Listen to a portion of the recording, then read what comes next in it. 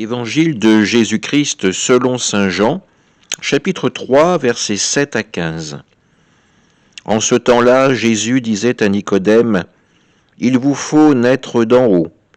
Le vent souffle où il veut.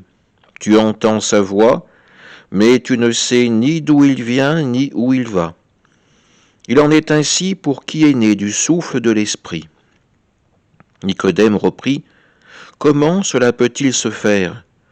Jésus lui répondit, « Tu es un maître qui enseigne Israël et tu ne connais pas ces choses-là ?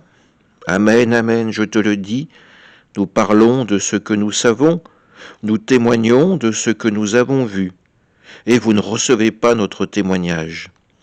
Si vous ne croyez pas lorsque je vous parle des choses de la terre, comment croirez-vous quand je vous parle des choses du ciel ? Car nul n'est monté au ciel sinon celui qui est descendu du ciel, le Fils de l'homme.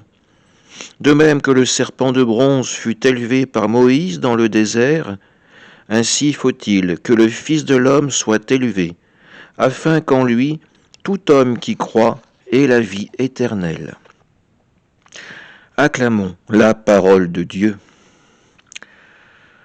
Nicodème s'interroge. Il va à la rencontre du Christ pour découvrir qui est cet homme qui le fascine, qui le pousse à s'interroger sur sa propre foi, alors qu'il était sur ses certitudes, sur ses convictions, sur sa connaissance. Jésus l'invite à s'interroger.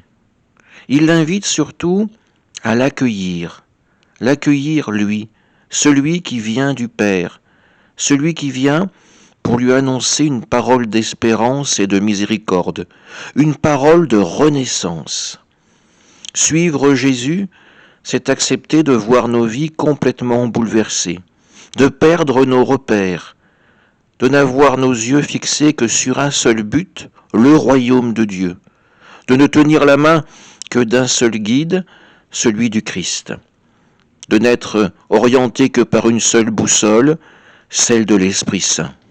Oui, Nicodème est en pleine recherche, il est perdu comme les Hébreux dans le désert, et pour se repérer, il fixe son regard sur le Christ.